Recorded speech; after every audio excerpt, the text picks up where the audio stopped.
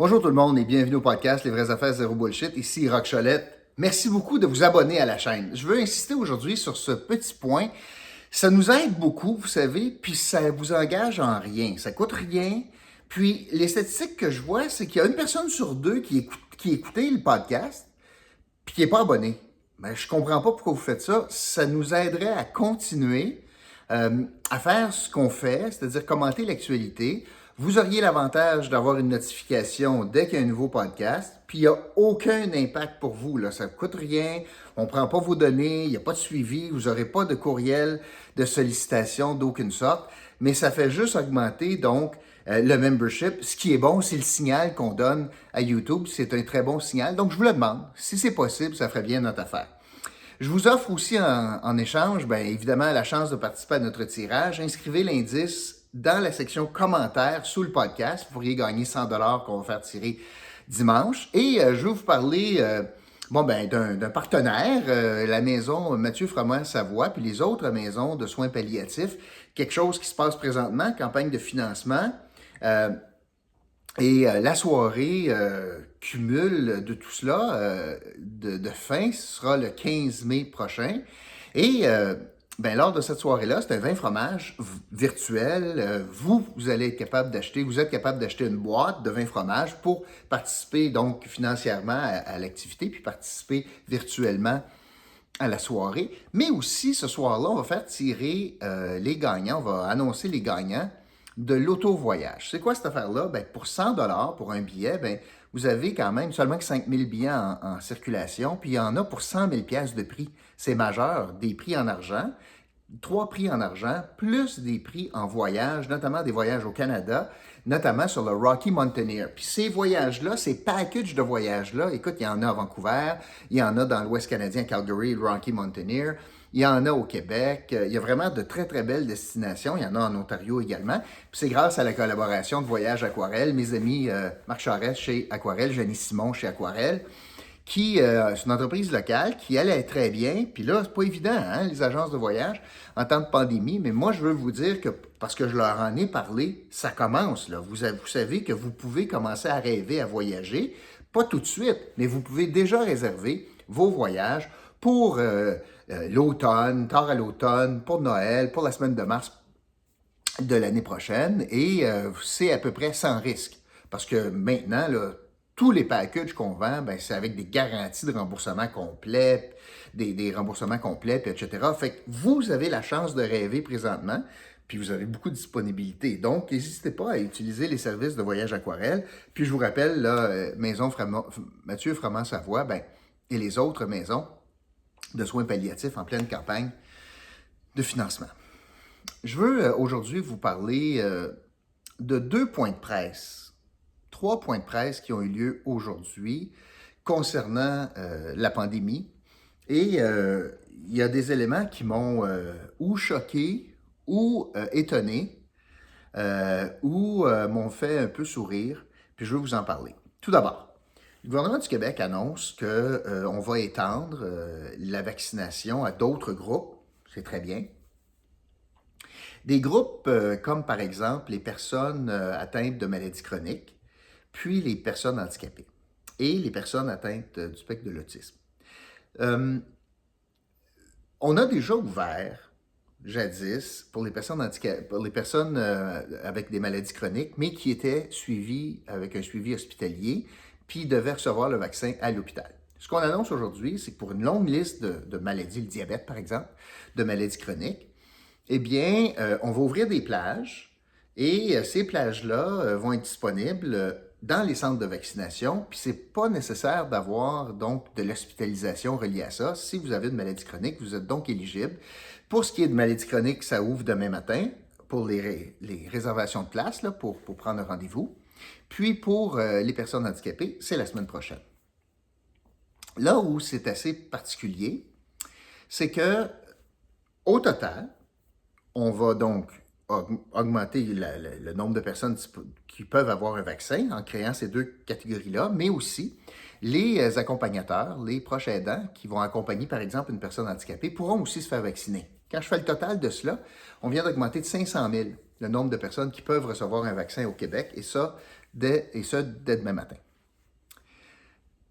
Ce qui est particulier, c'est que le ministre annonce qu'il n'y a aucune preuve nécessaire que vous êtes, par exemple, diabétique.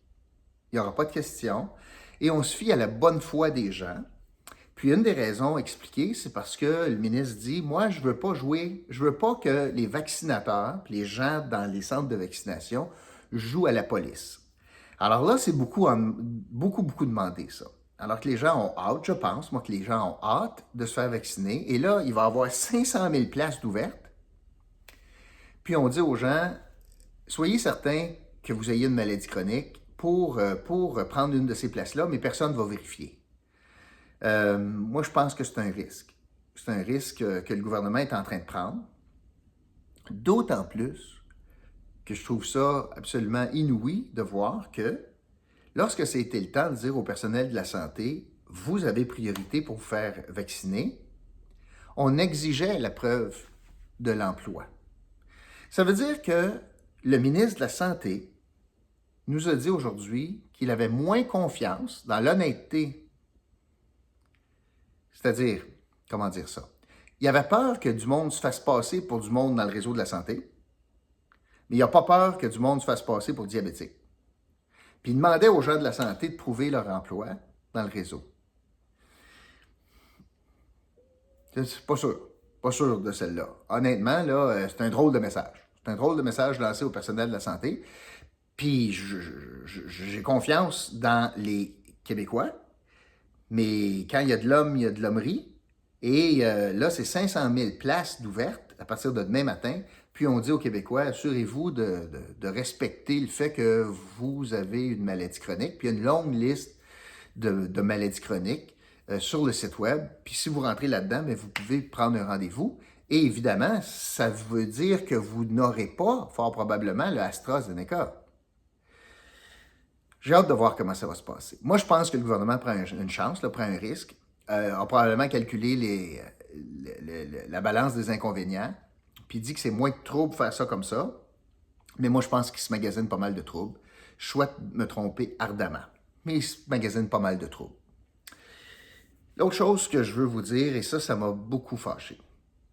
Je veux vous dire que ça n'a pas été repris beaucoup par les médias aujourd'hui, là, par les journalistes, en tout cas, dans la période de questions. Mais vous savez que lorsque vous recevez un vaccin, vous recevez également une date pour le prochain vaccin, quelques mois plus tard. Et cette date-là, moi, quand je suis allé avec ma mère, c'était une date qui me semblait, mon Dieu, je disais, est-ce qu'on peut changer cette date-là? La réponse est non. Non, c'est exactement 112 jours, je ne sais pas combien, là, de jours après, puis c'est cette date-là.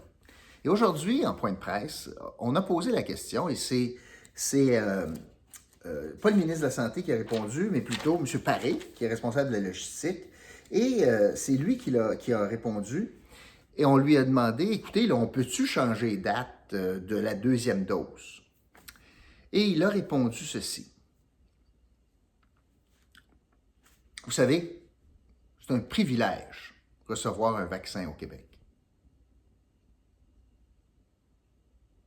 Puis il n'a pas été contredit par le ministre. Et il a dit, écoutez, on va vous donner les détails, mais nous, on est très flexible pour changer les dates de deuxième dose si c'est un enjeu de santé ou si c'est un enjeu de travail. Moi, ce que j'ai compris entre les lignes, c'est que si vous aviez l'intention de faire un petit voyage en Gaspésie, puis que votre date tombe dans votre voyage, ben, ce n'est pas une raison suffisante. Moi, j'ai un gros problème, là. J'ai un gros problème avec le principe que des soins de santé au Québec, c'est un privilège. C'est pas un privilège. Non, on paye pour. Le régime est universel. Peu importe notre richesse, notre couleur, notre sexe, notre langue, notre religion. Je ne suis pas un privilégié, moi, au Québec, parce que j'utilise les soins de santé.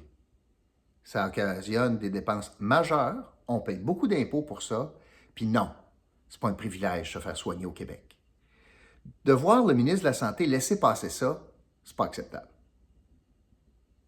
De recevoir un vaccin en pleine pandémie alors que ça fait 1 an qu'on fait des sacrifices, non. Alors que le premier ministre nous dit « S'il vous plaît, faites-vous vacciner, c'est ça notre passeport pour la liberté », c'est pas un privilège. C'est pas un privilège. Et la conséquence de cela, on va se reporter dans le temps. Alors vous, votre date tombe dans les vacances de la construction. Puis ça donne que vous avez décidé, parce que vous continuez à travailler en construction, puis les vacances de la construction vont être maintenues, probablement cet été, puis vous avez décidé de prendre des vacances de la construction, bien, vous allez risquer, ah non, je suis en vacances, en construction, moi je suis un travailleur de la construction, ma date tombe dans ces dates-là, too bad, so sad, on ne la changera pas. Qu'est-ce que ça va vouloir dire? Quelles sont les conséquences de cela? Moi, je pense que rendu en juillet-août, il y a bien du monde qui vont dire, regarde, c'est derrière moi, là, c'est derrière nous, les Québécois sont vaccinés, fuck that pour la deuxième dose. C'est ça qu'on veut? Non, c'est pas ça qu'on veut. Ou, pire, il y a des gens qui vont calculer. On va dire, OK, attends une minute, là, si j'y vais la semaine prochaine, ma prochaine dose va être telle date, hey, je pense que je vais être en pleine dans mes vacances, je vais retarder avant de prendre ma première dose pour ne pas être en conflit avec une date subséquente. Je vais retarder donc de prendre ma première dose. C'est ça qu'on veut?